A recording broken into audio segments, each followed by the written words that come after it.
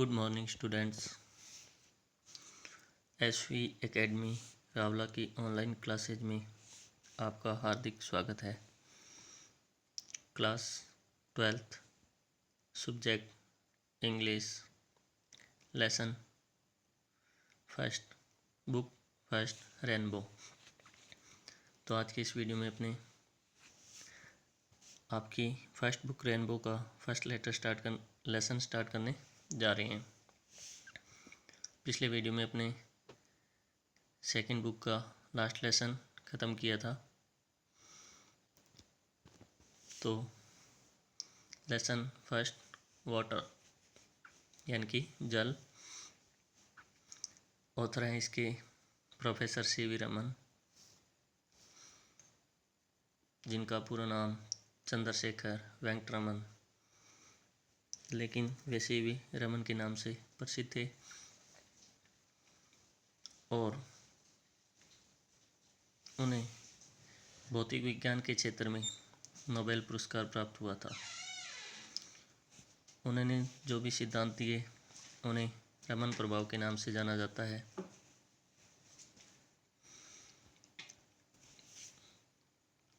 ये एक ऐसे है निबंध जिसमें लेखक ने जल संरक्षण हेतु आग्रह किया है, क्योंकि हम सब जानते हैं कि इंडियन कृषि वर्षा के जल पर निर्भर है। तो इस निबंध में उन्होंने जल को जीवन का मुख्य आधार बताते हुए जल संरक्षण के लिए प्रेरणा दी है। देखते हैं क्या कुछ लिखा है उन्होंने। Let's start. Man has through the ages sought in vain for an imaginary elixir of life, the divine amrit, a draught of which was thought to confer immortality। कि मनुष्य हमेशा से व्यर्थ ही जीवन के काल्पनिक अमृत की खोज करता रहा है, उस दिव्य अमृत की जिसका एक गुण अमरत्व प्रदान करने वाला समझा जाता है। इमोर्टेलिटी, अमरत्व। But the true elixir of life lies near to our hands. और वो कहते हैं लेकिन जीवन का सच्चा अमृत तो हमारे हाथों के पास ही है, अर्थात हमारे पास है। For it is the commonest of all liquids, plain water. और वो कहते हैं कि वो अमृत जिसकी हम बात कर रहे हैं, क्योंकि यह सभी लिक्विड के अंदर सर्वाधिक आसानी से प्राप्त होने वाला सादा जल है। I remember one day standing on the line which separates the Libyan desert from the valley of the Nile in Egypt. बताते हैं कि मुझे वह दिन याद है जब मैं एक दिन उस रेखा पर खड़ा हुआ था जो लीबिया के मरुस्थल को मिस्र में नील नदी की घाटी से अलग करती है। यानी कि उस रेखा की बात हो रही है जो लीबिया के मरुस्थल को मिस्र की जो नील नदी घाटी है उससे अलग करती है। On one side was visible a sea of billowing sand without a speck of green और a single living things anywhere visible on it. और वो कहते हैं कि उस रेखा के एक तरफ लहराता हुआ रेत का समंदर था, यानी कि वहाँ पे जल नहीं था, सारी ओर मरुस्थल ही मरुस्थल दिखाई दे रहा था। तो जहाँ मरुस्थल होगा तो उसमें स्वाभाविक है कि हरियाली नहीं दिखाई देगी। तो वो कहते हैं कि एक लहराता हुआ रेत का समंदर था जिसमें हरियाली का नामो निशान या फिर किसी भी जीव के कोई संकेत नहीं दिखाई दे रहे थे। उसके बाद में वो क्वेश्चन करते हैं what made this wonderful difference. और वो कहते हैं क्वेश्चन करते हैं, क्या कहते हैं कि यह अद्भुत अंतर किस कारण से था। क्या आप सोच सकते हैं कि ऐसा अंतर क्यों था। Why it is the water of the river Nile. और वो कहते हैं क्योंकि यह नील नदी का जल ही तो था जिसने ये डिफरेंस पैदा किया था। यानी कि उनके कहने का मतलब कि यह नील नदी का जल ही था जिसकी वजह से ये अंतर पैदा हुआ था। Following down to the Mediterranean from its sources a couple of thousands of miles away। और वो कहते हैं कि यह नील नदी का जल ही था जिसकी वजह से ये अंतर था, जो कि अपने उत्पत्ति स्थल से, यानी कि जहाँ से उसका उत्पत्ति हो रही थी वहाँ से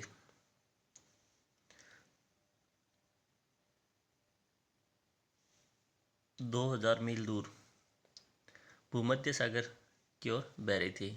किसकी बात हो रही है, नील नदी की। यानी कि नील नदी जो कि अपने उत्पत्ति स्थल से भूमध्य सागर की ओर, यानी कि 2000 मील दूर भूमध्य सागर जो था उसकी तरफ बह रही थी। Geologists tell us that the entire soil of the Nile valley is the creation of river itself, brought down as the finest silt in its flood waters from the highlands of Abyssinia and from remote Central Africa, and laid down through the ages in the through through which the Nile flows into the sea। और उसके बाद में वो कहती हैं कि भूवैज्ञानिक geologist भूवैज्ञानिक हमें बताते हैं कि नील घाटी की संपूर्ण मिट्टी स्वयं नील नदी के द्वारा ही बनाई गई है। यानी कि नील नदी का जो आसपास का क्षेत्र है जो बहुत अधिक उपजाऊ है, उसकी बात हो रही है कि वहाँ पर जो मिट्टी लाके डाली गई है या बिछा दी गई है, फैला दी गई है, वो स्वयं नील नदी द्वारा ही बनाई हुई है। जिसे यानी कि जिस मिट्टी को इसके बाढ़ के पानी में एबिसिनिया के पहाड़ी क्षेत्रों, यानी कि ये मिट्टी कहाँ से लाई गई है, यानी कि जब इसके अंदर बाढ़ आती है तो एबिसिनिया के पहाड़ी क्षेत्रों से और सुदूर मध्य अफ्रीका, रिमोट का मतलब सुदूर मध्य अफ्रीका से सर्वोत्तम गुणवत्ता वाली सिल्ट यानी कि गाद के रूप में लाया गया।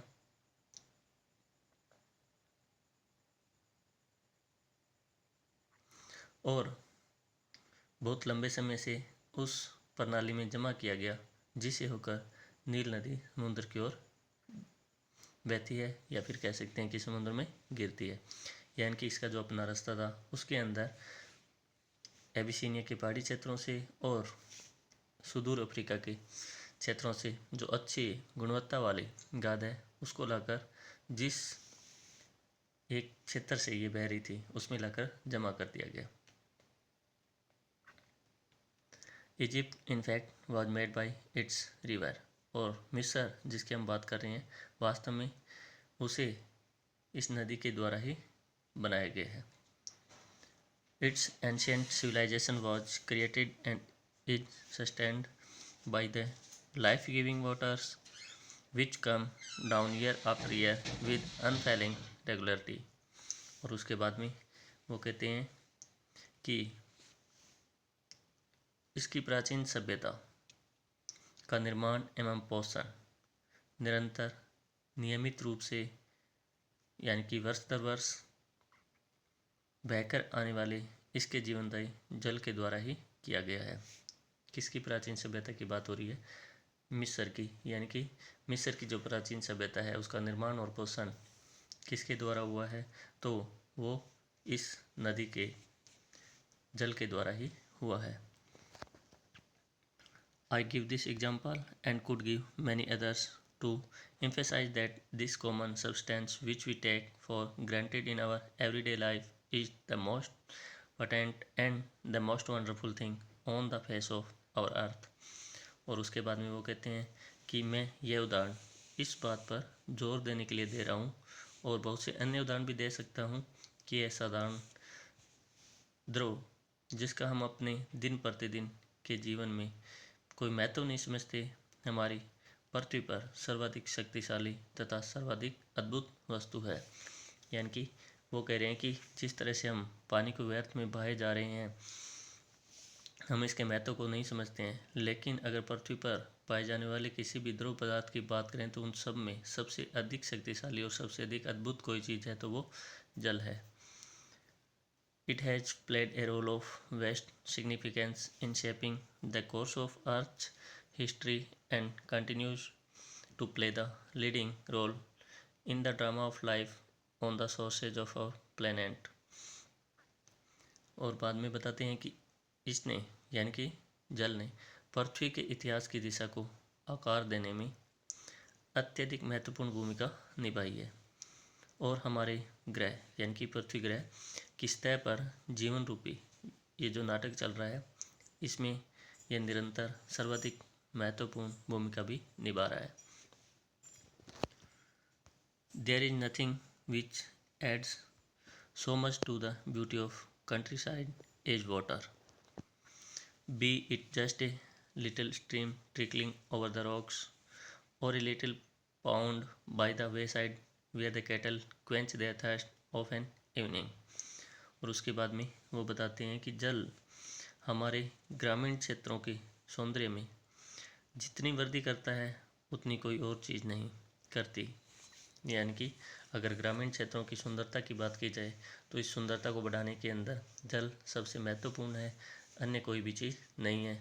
चाहे ये चट्टानों में से बहती हुई छोटी सी जलधारा भी क्यों न हो, या फिर मार्ग पर बना हुआ छोटा तालाब जहाँ पर शाम के समय पशु या मवेशी जो अपनी प्यास को बुझाते हैं, क्वेंच देयर थर्स्ट, क्वेंच का मतलब होता है प्यास बुझाना। The rain-fed tanks that are so common in South India also often so sadly neglected in their maintenance are a cheering sight when they are full। और उसके बाद में बताते हैं कि वर्षा से भरे हुए या वर्षा जल को संग्रहित करने वाले तालाब जो कि दक्षिण भारत में आम बात है। यानी कि अपने देख सकते हैं कि साउथ इंडिया के अंदर वर्षा जल को संग्रह करने के लिए पौंड यानी कि तालाब बनाए गए हैं और वो प्राय देखने को मिल जाते हैं, इसलिए कहा गया है कि ये एक आम बात है। Often so sadly neglected in their maintenance are a cheering sight when they are full। और वो कहते हैं कि आम बात तो है, परंतु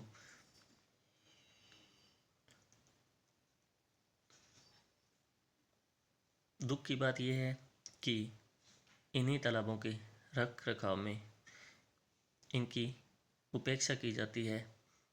यद्यपि जब ये वर्षा जल से भरे होते हैं तो देखने में मनमोहक लगते हैं। यानी कि वो कहते हैं कि ये बात तो आम है कि साउथ इंडिया में वर्षा जल को संग्रह करने के लिए पौंड बनाए गए हैं, तालाब बनाए गए हैं, लेकिन जब उनकी रख रखाव की बात आती है तो उनकी प्राय उपेक्षा की जाती है। ये बहुत दुखी होने वाली बात है कि उनकी उपेक्षा की जाती है। यद्यपि जब वे वर्षा से भरे हुए होते हैं तो उनको देखना एक शानदार दृश्य होता है। They are of course shallow, but this is less evident since the water is silt laden and throws the light back and the bottom does not therefore show up। उसके बाद में बताते हैं कि निसंदेह वे छिछले होते हैं। शैलो का मतलब ऊपर की तरफ उठे हुए, छिछले होते हैं, कम गहरे, लेकिन यह कम ही स्पष्ट होता है क्योंकि वह पानी मटमैला होता है तथा प्रकाश को परावर्तित कर देता है, इसलिए तल दिखाई नहीं देता है। यानी कि ये कम गहरे होते हैं तो अपने ये स्पष्ट नहीं हो पाता है क्योंकि उनका पानी है वो गाद से भरा हुआ यानी कि मटमैला होता है, इसलिए हम उसके तल को देख नहीं पाते हैं। These tanks play a vital role in South Indian agriculture। और वो बताते हैं कि यही टैंक दक्षिणी भारतीय कृषि के अंदर मुख्य भूमिका अदा करते हैं। In Mysore for example much of rice is grown in them. और वो उदाहरण के तौर पे बताते हैं कि मैसूर में बहुत अधिक चावल उन्हीं के तहत बोए जाते हैं। Some of these tanks are surprisingly large and it is a beautiful sight to see the sunrise or set over one of them. और उसके बाद में वो बताते हैं, इनमें से कुछ तालाब तो आश्चर्यजनक रूप से बड़े हैं और इनमें से किसी एक में भी सूर्योदय या सूर्यास्त का दृश्य देखना बेहद खूबसूरत लगता है। Water in a landscape may be compared to the eyes in a human face। और उसके बाद में उन्होंने एक बहुत ही सुंदर तुलना की है और वो कहते हैं कि एक भूपरिदृश्य में जल की तुलना, यानी कि एक लैंडस्केप भूपरिदृश्य में जल की तुलना एक चेहरे पर आंखों से की जा सकती है। यानी कि जिस तरह से एक चेहरे के ऊपर आंखों का महत्व है, उसी तरह से इस पृथ्वी के ऊपर, इस हमारे ग्रह के ऊपर जल टैंक्स का महत्व है, जल का महत्व है।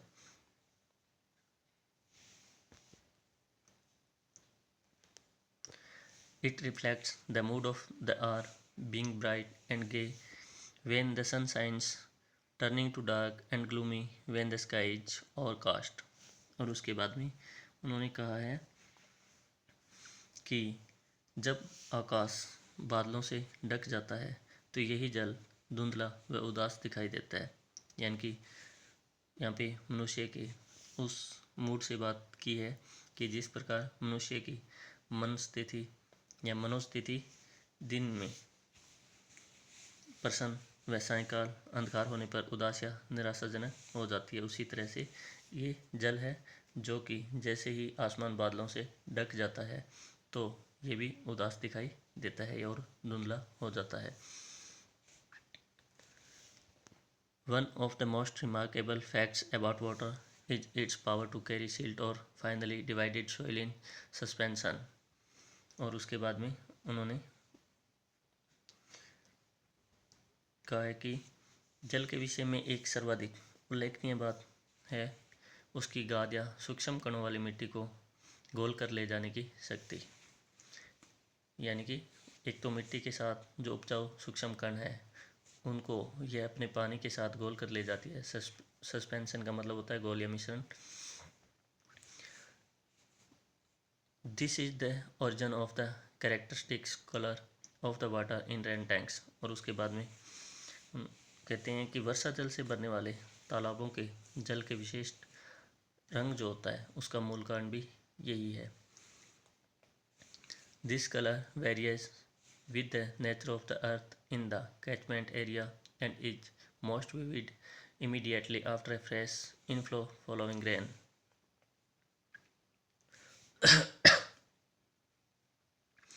जल ग्रहण क्षेत्र में, यानी कि कैचमेंट एरिया की बात हो रही है, जल ग्रहण क्षेत्र में मिट्टी की प्रकृति के अनुसार यह रंग परिवर्तित होता रहता है और वर्षा के तुरंत बाद बहकर आए जल में यह रंग सर्वाधिक स्पष्ट होता है। विविड का मतलब सजीव, यानी कि अभी अभी ताज़ा जो वर्षा का जल आया है तो उसके अंदर हम इस कलर को सजीव रूप में देखते हैं, यानी कि काफ़ी स्पष्ट रूप से दिखाई देता है। Swiftly following water can carry fairly large and heavy particles. और तेज़ी से बहता हुआ पानी अपने साथ काफ़ी विशाल और भारी कणों को भी ले जाता है, यानी कि पत्थर कंकड़ वगैरह उनको भी अपने साथ ले जाता है। The finest particles however remain floating within the liquid in spite of their greater density and are carry to great distance. और उसके बाद में हालांकि सर्वाधिक सूक्ष्म कण अपने अधिक घनत्व के बावजूद भी जल में तैरते रहते हैं और जल उन्हें दूर तक ले जाता है। Such particles are of course extremely small, but their number is great and incredibly large amount of soil matter can be transported in this way।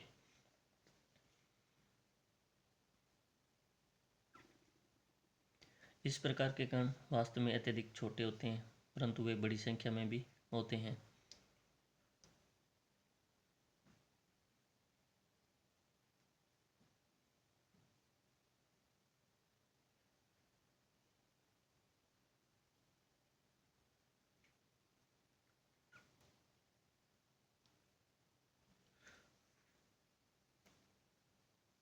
और इस प्रकार ठोस पदार्थ की अविश्वसनीय रूप से बड़ी मात्रा एक स्थान से दूसरे स्थान तक पहुंच जाती है। When silt laden water mixes with the salt water of the sea, there is a rapid precipitation of the suspended matter।